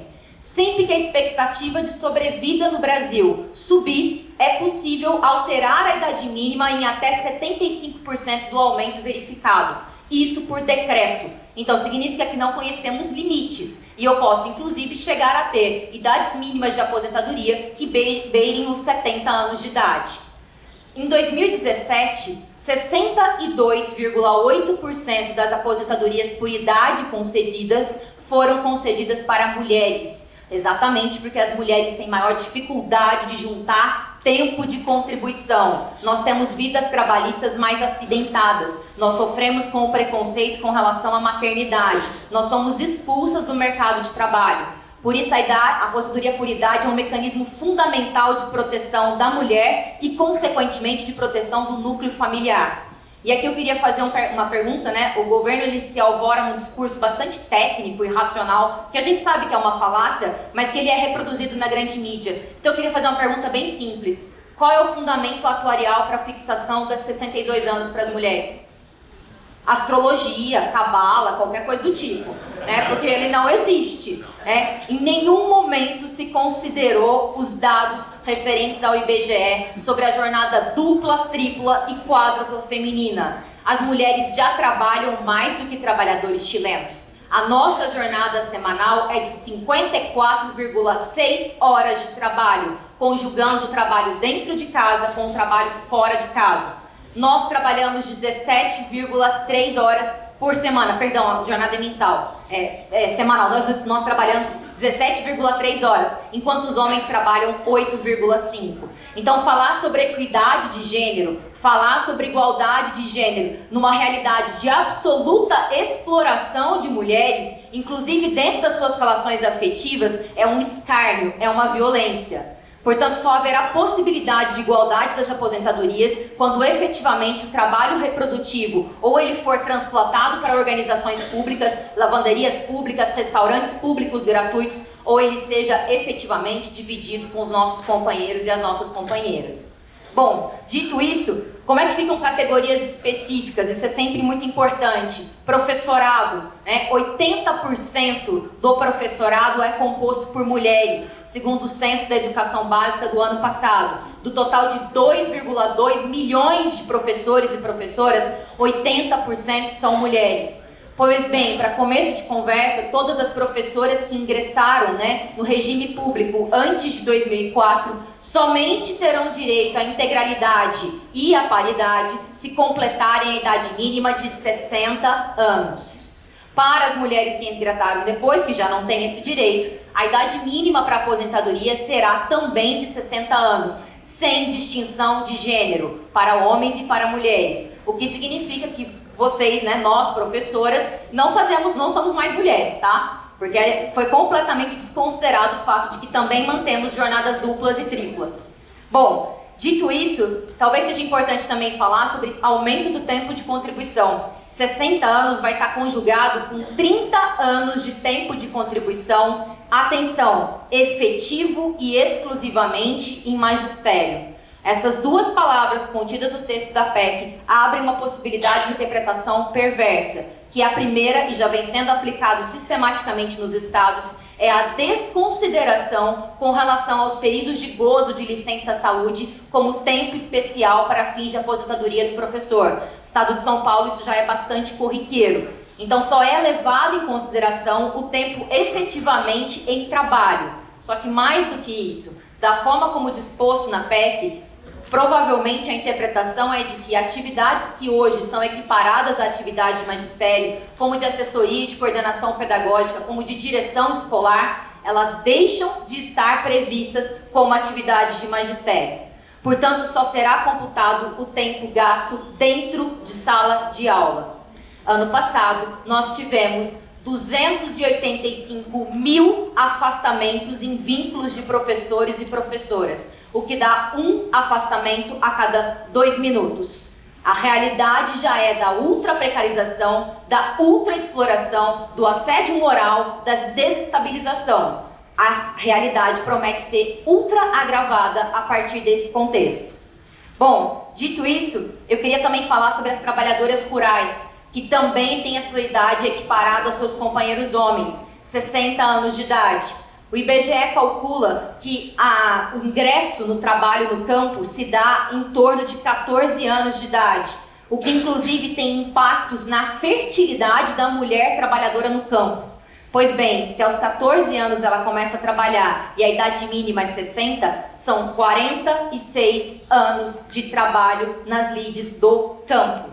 Mas isso não é suficiente para o governo Bolsonaro, porque além disso ele prevê a instituição de uma contribuição anual para o segurado especial. Lembrando que o segurado especial é aquele pequeno produtor rural que trabalha em regime de economia familiar, na pequena propriedade, produzindo para o próprio sustento e vendendo apenas excedente. Também os pescadores artesanais e os extrativistas. A contribuição anual é de R$600. Na nossa realidade, talvez isso não seja significativo, mas de novo, o desmonte do IBGE, ele não é proposital. O desmonte do IBGE tem a ver com os dados sobre a realidade brasileira, porque quando a gente consulta o censo agropecuário de 2006, que é o último que tem dados consolidados, a gente se dá conta de que todos os estabelecimentos familiares do Brasil, naquele ano, 1/3 declarou não ter renda obtida naquele ano.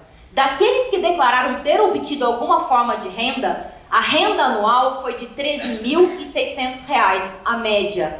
Portanto, vejam, as coisas não são aleatórias. R$600 é o que o governo Bolsonaro acha justo tomar dos lucros familiares dos segurados especiais para custear o lucro dos bancos. R$3.600 dá uma média de pouco mais de R$1.000 por mês para custear todas as despesas do núcleo familiar, alimentação, vestuário, insumos, todo equipamento agrícola necessário para a continuidade da produção. Mas eu ainda pretendo tomar R$600. E se isso não for possível para mobilizar os corações das pessoas, se os nossos corações estiverem tão embrutecidos a ponto da gente não ter empatia com relação aos segurados rurais, talvez haja um consenso sobre a impossibilidade de ser feliz com fome. E por que eu estou dizendo isso? Porque a Previdência Rural é a única política estatal de permanência no campo. Outras políticas variam conforme o governo, mas somente a Previdência Rural manteve as famílias produzindo alimento no campo. Então eu quero dizer que desmontar a Previdência Rural tem impacto direto na nossa segurança e na nossa soberania alimentar.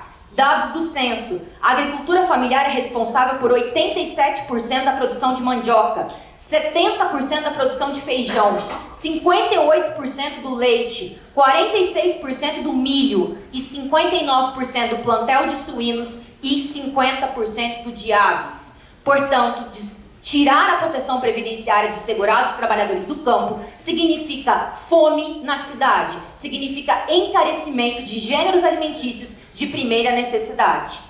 Por fim, eu queria terminar falando sobre o aumento do tempo de contribuição conjugado com a mudança na fórmula de cálculo. Vocês já sabem, com 20 anos de tempo de contribuição, eu terei acesso a quanto?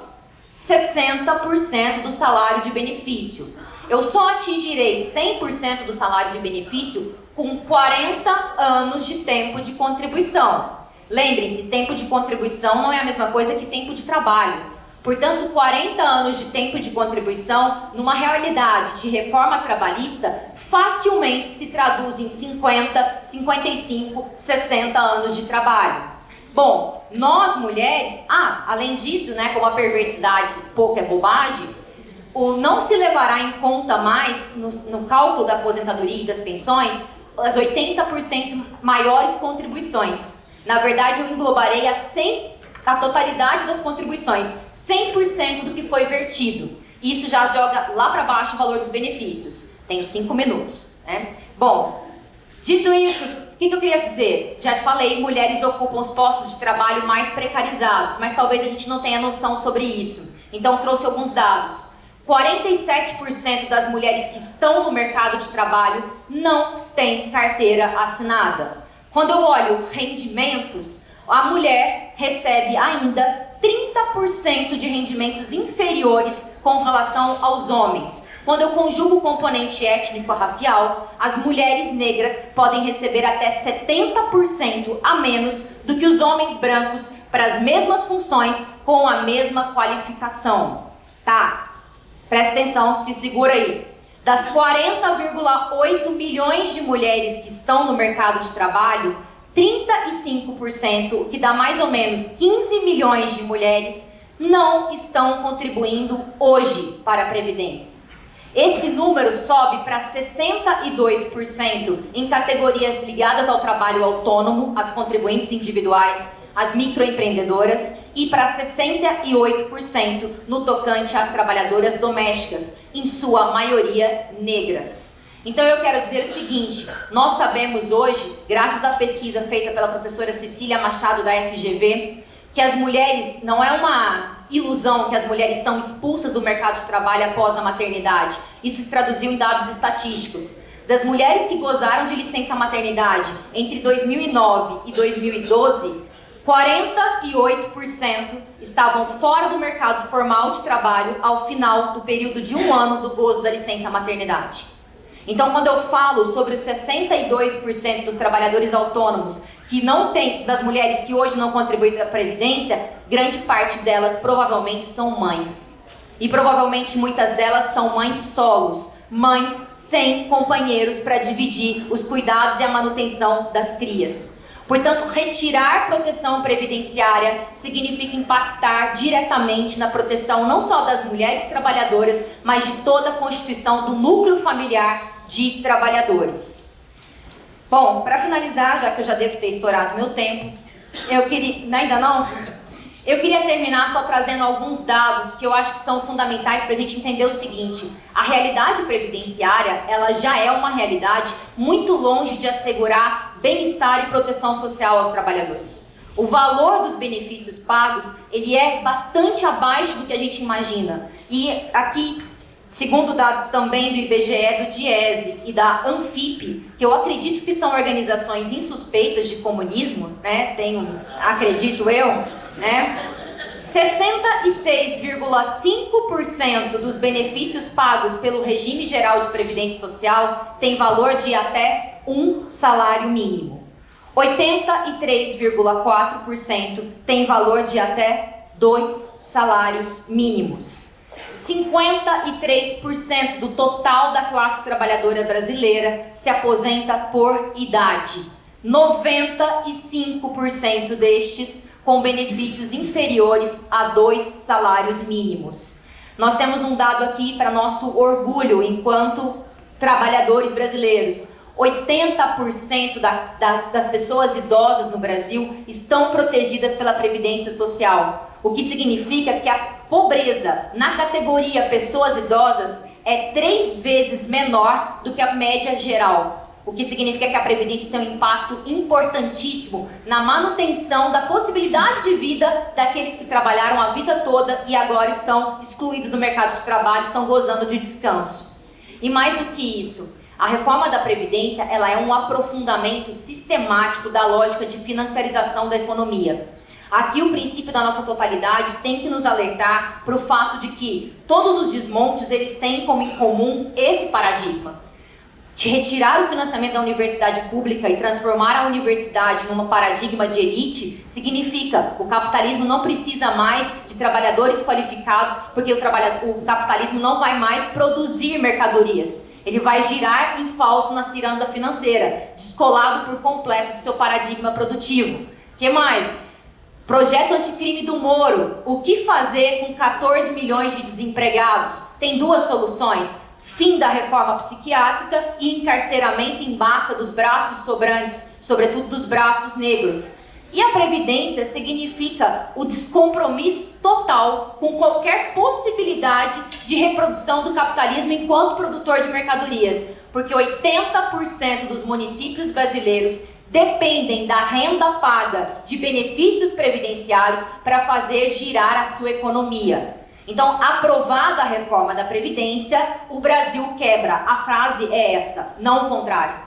Aprovada a reforma da Previdência, 80% dos municípios brasileiros entram em colapso financeiro.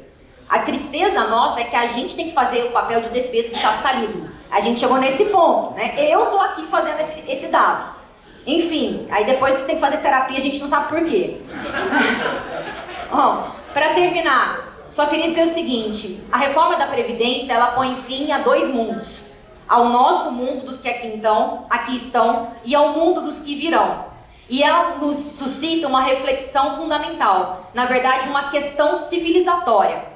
Qual é o nosso projeto, enquanto sociedade, enquanto país, para todos aqueles que acham que direitos previdenciários são custo, portanto, que os trabalhadores estão se aposentando cedo demais, estão jovens demais para se aposentar, mas que ao mesmo tempo trabalham com preconceito etário e colocam esse trabalhador para fora do mercado com em torno de 40 anos, então estão velhos demais para trabalhar. O que nós vamos fazer com a massa de pessoas que é jovem demais para gozar de proteção social previdenciária e velha demais para ser explorada nas engrenagens capitalistas?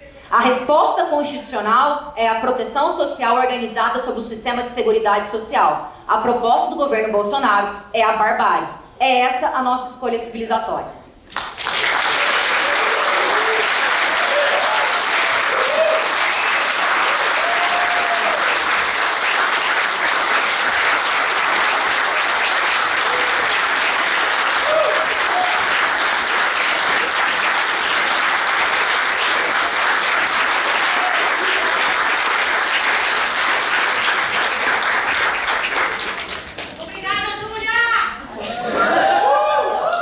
Obrigada por agradecer antes de mim. Eu queria agradecer a brilhante exposição da professora Júlia. Eu já tinha, como falei antes, ouvido a professora Júlia em outras oportunidades. Tinha certeza que ela faria uma exposição brilhante, mas fiquei muito feliz de ouvir a professora Júlia fazendo esse recorte de gênero e raça. Porque o recorte de gênero e raça mostra como é imprescindível que observemos o mundo do trabalho e o mundo familiar ao nos depararmos com as discussões de direito previdenciário. Nada está separado, é um sistema que garante ou garantirá para nós conforto e avanço civilizatório, como disse a professora Júlia. Obrigada, professora, foi brilhante. Agora eu vou passar a palavra ao Dr. Carlos Eduardo Oliveira Dias, que é doutor em Direito do Trabalho pela USP e juiz do trabalho da primeira vara de Campinas, para a sua exposição.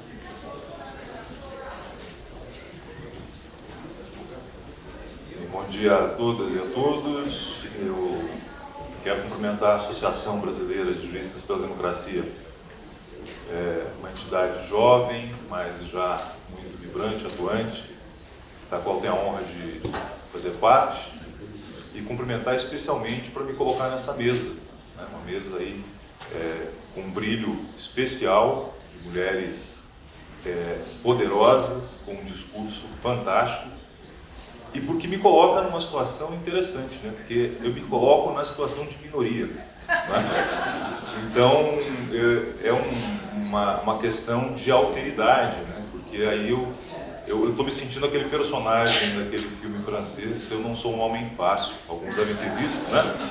E de repente vê o mundo inverso, sente na própria pele que é disputar espaços de maneira injusta, né? Com mulheres como as que estão aqui, e me dão um desafio enorme de tentar encerrar, inclusive contendo a minha ansiedade aqui por falar, né? Mas com tanta fala eu fico até com dificuldade de falar alguma coisa. Aliás, eu entro num segundo desafio, além deste, que é o de competir com a fome, que daqui a pouco, se já não está, né, deve estar graçando aqui. Mas eu quero agradecer a oportunidade de estar aqui, nesse evento importantíssimo da associação, agradecer a companhia das minhas colegas aqui de bancada, a presença de todos. Assim como a Alessandra falou, eu também faço aqui uma referência à minha outra associação do coração, que é a AJD, Associação dos Juízes para a Democracia, a qual integro também há bastante tempo. Tenho aqui alguns colegas, Leador, Gláucia, Marcelo, Semer, grande amigo de alguns anos, e e ontem, né, infelizmente não pude vir, mas tivemos uma homenagem à nossa Kenari, que é a nossa musa, né, inspiradora da JD, e para todos nós, né, para nossa alegria, ela esteve aqui, mas eu não pude estar presente. Eu vou fazer uma abordagem um pouco diferente, e acho que vai ser muito oportuno, até em função do que já foi dito pelas minhas colegas que antecederam, que é mais focado no sentido dos impactos que eu enxergo dessas reformas neoliberais dentro do Poder Judiciário, e não apenas no sentido interno do Poder Judiciário, mas naquilo que ele também externaliza. Não é? Eu vou me permitir fazer aqui uma referência cultural e uma homenagem ao nosso querido Chico Buarque, o grande poeta de todos nós, que essa semana foi agraciado com um prêmio importantíssimo, não é? Prêmio Camões.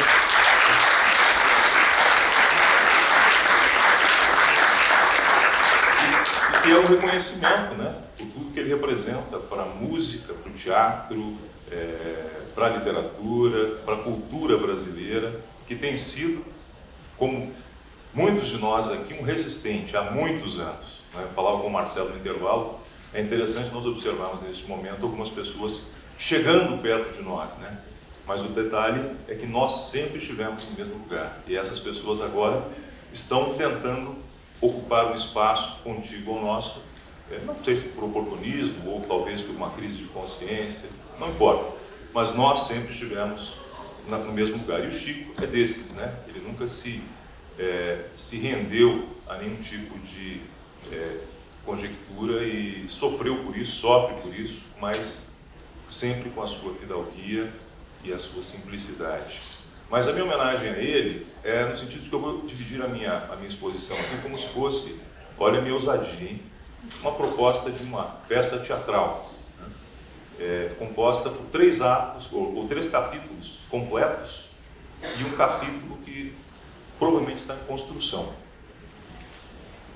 E como toda peça teatral, né, o prólogo disso que eu vou dizer a vocês, dessas reformas neoliberais e o Poder Judiciário, está no famoso documento 319 do Banco Mundial. Né?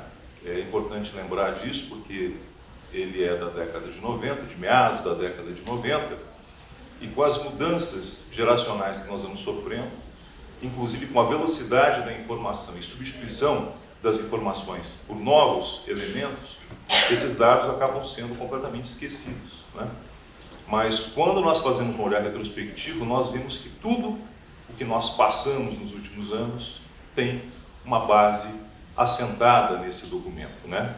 A começar da arrogância, né, que ele se dispõe a apresentar ali elementos para a reforma do setor judiciário na América Latina, né, empoderando-se como dono do mundo e como grande condutor das políticas, inclusive de gestão judiciária das Américas Latinas. E eu colho aqui, vou me permitir fazer uma leitura de dois trechos bem simples, né, do que eles colocam como objetivos da reforma do judiciário.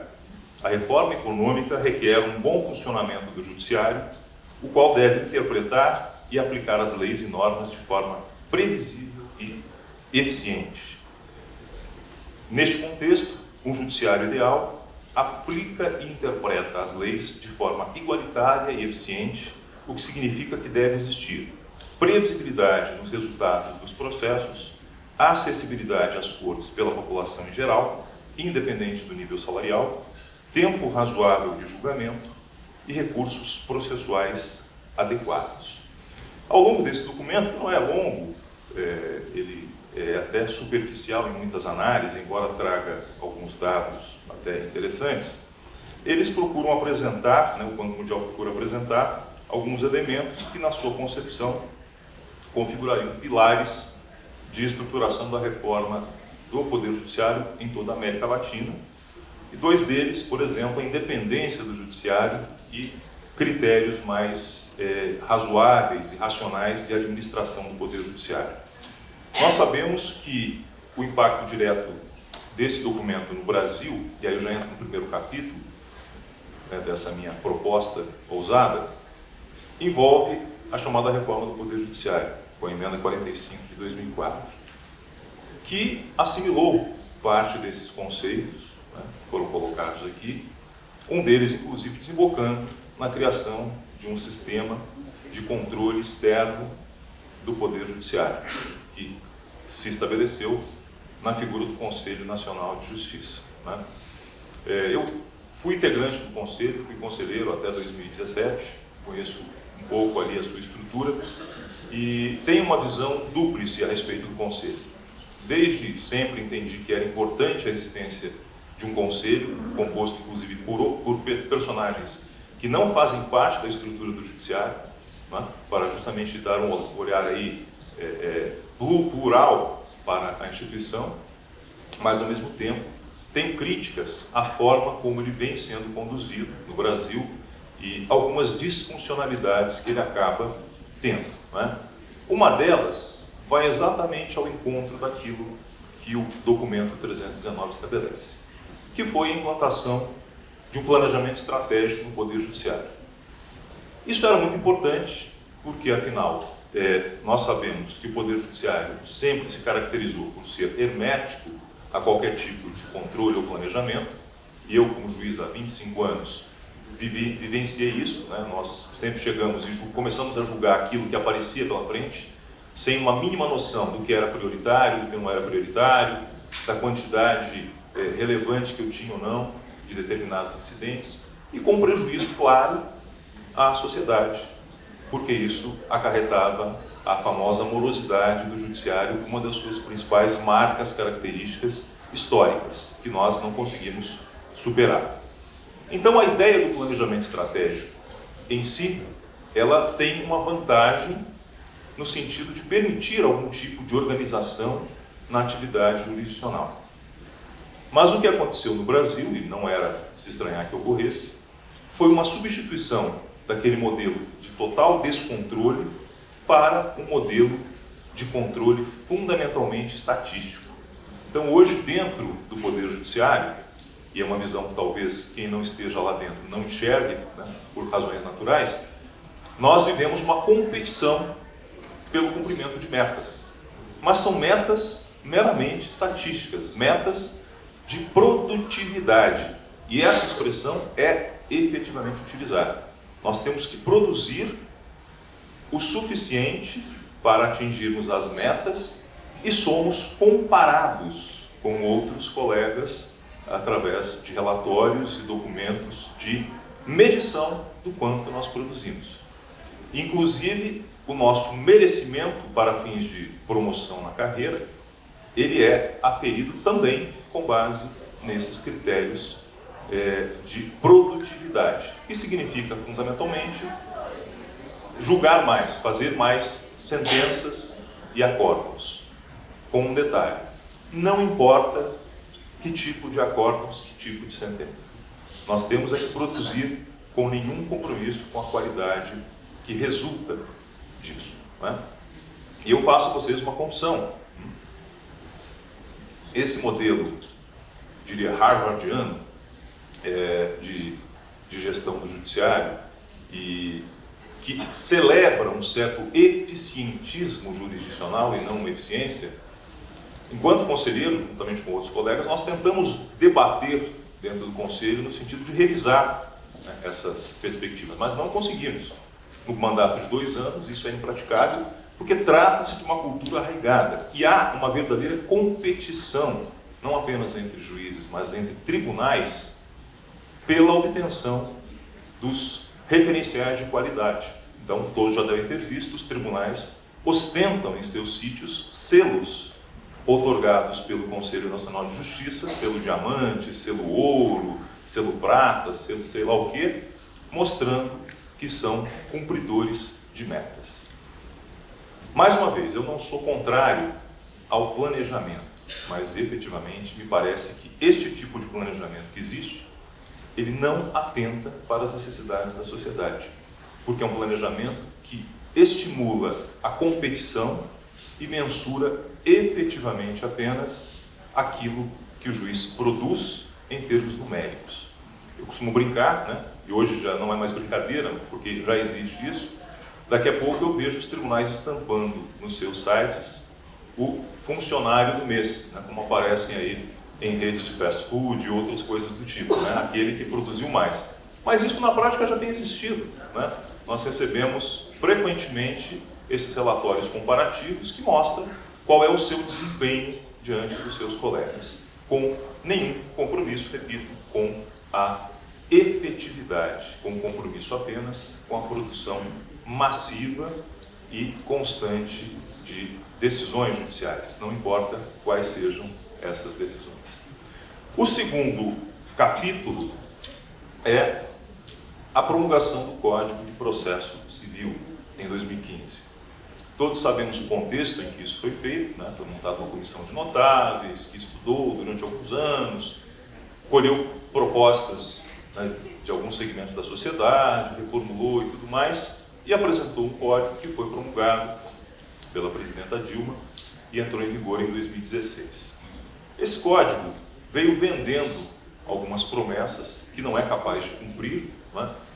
Mas ele traz fundamentalmente alguns conceitos que estão diretamente associados àquela ideia do documento 319. A garantia de previsibilidade nas decisões, da segurança jurídica e a instituição de meios alternativos de resolução de conflitos. É um outro item que o documento 319 assinala como sendo indispensável para a reforma do Poder Judiciário. Na essência, o CPC de 2015 ele trouxe poucas mudanças no sentido de conteúdo, né? Cerca de 20% só são dispositivos novos, alguma reorganização e tal, mas há uma intensificação muito grande da solução massificada de decisões, por intermédio daqueles incontáveis incidentes cujos nomes a gente não consegue nem guardar. IAC, IUJ, IRRR, enfim, né? Todos os incidentes que visam buscar soluções padronizadas, gerando uma cupularização das decisões judiciais, inclusive com desvalorização da atuação local de magistrados, porque o que passa a ter importância são as decisões tomadas pelos tribunais, sobretudo os tribunais superiores, com uma pretensa vinculação de resultados. Então nós sabemos, está lá expresso no Código, muito embora isso seja algo discutível, inclusive do ponto de vista constitucional,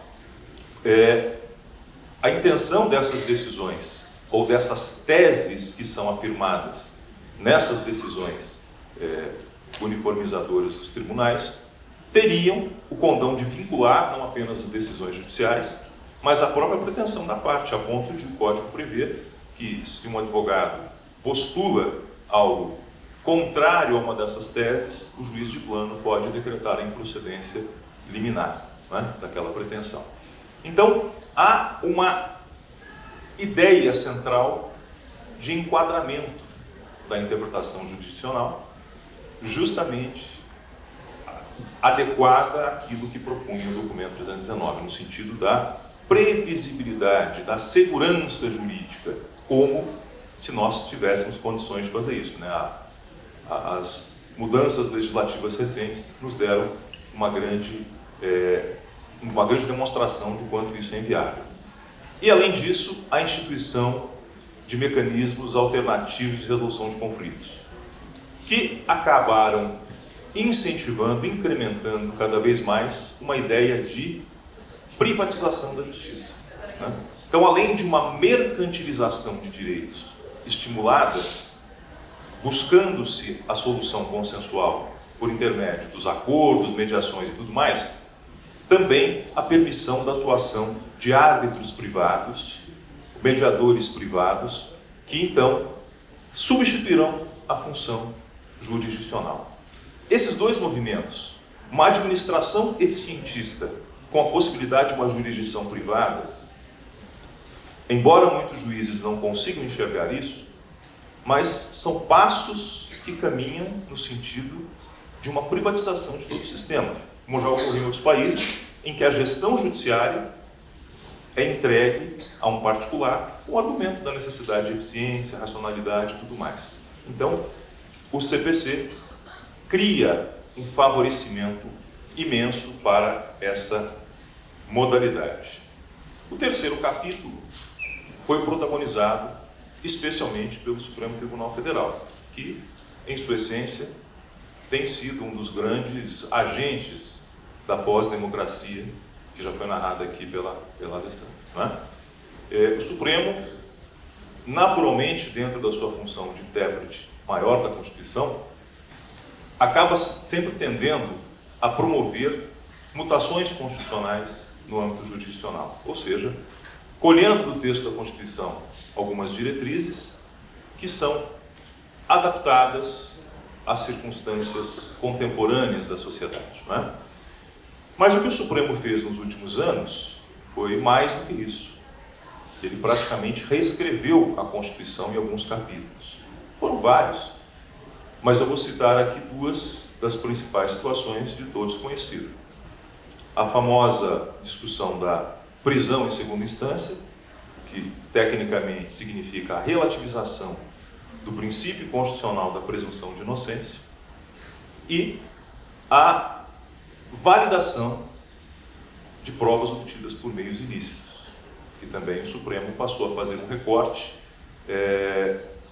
no sentido de estabelecer a sua validade a partir de um suposto interesse público. Então, o que nós percebemos com estes dois exemplos, mas com outros tantos, que com certeza vocês sabem, passou a haver uma relativização das garantias constitucionais e, efetivamente, isso gerou um acentuado e intenso trabalho de persecução penal em desrespeito a temas que estavam historicamente arraigados na nossa, não apenas na nossa Constituição, mas o nosso direito. Então, o sistema penal sofre, né, a partir de um dado momento histórico, uma mudança brutal com essa relativização que o Supremo Tribunal protagonizou.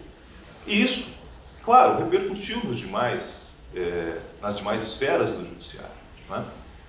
Todos os juízes, usando uma expressão muito conhecida, se empoderaram, né?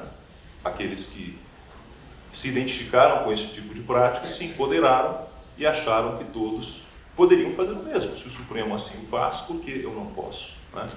Como nós dizemos, a partir daí surgiu uma tendência muito forte de vários colegas quererem os seus 15 minutos de Moro, né? Todo mundo se sentindo um pouquinho Moro, inclusive não apenas na esfera da jurisdição penal, mas na trabalhista, como vou abordar já já. E isso criou um monstro, né? Um monstro que foi desembocar num outro processo sequencial dentro do próprio Supremo Tribunal Federal, que é a jurisprudência de ocasião. A jurisprudência padronizada, mas de acordo com a capa dos autos, como já disse o ministro do próprio Supremo.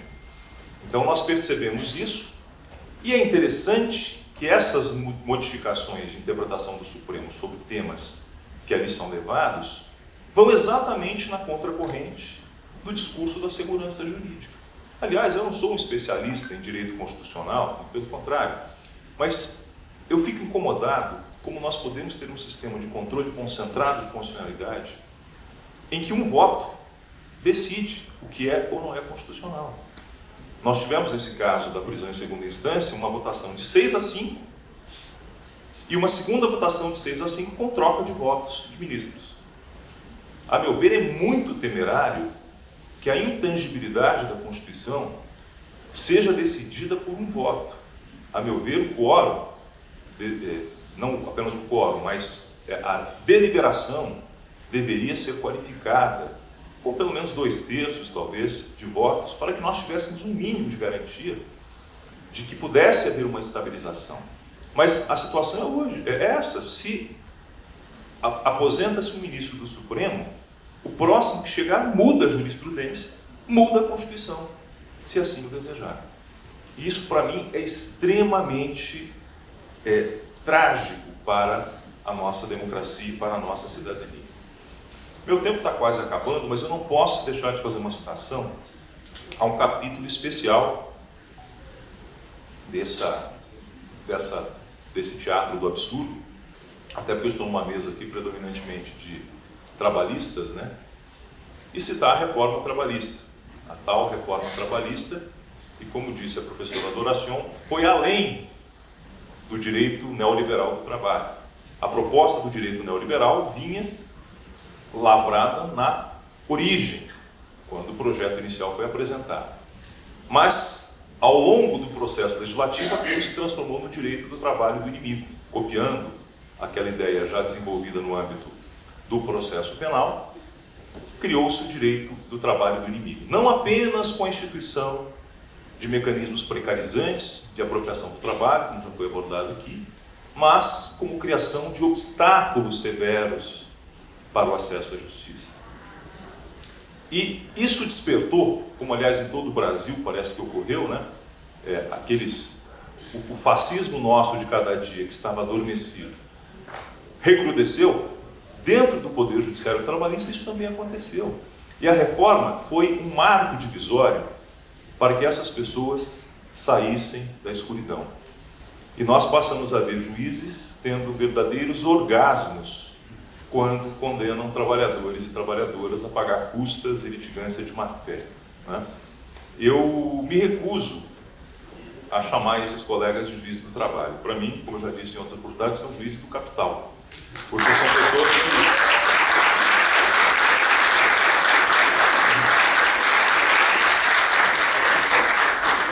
que... Eu não consigo conceber um juiz do trabalho que não goste do trabalho. E quem labora em favor do capital, como tem sido e foi durante a reforma trabalhista, porque tivemos a contribuição de magistrados do trabalho de todos os níveis, né? Essas pessoas não podem ser chamadas de juízes do trabalho, porque eles louvam um outro Deus, né? E o meu é o trabalho humano, né?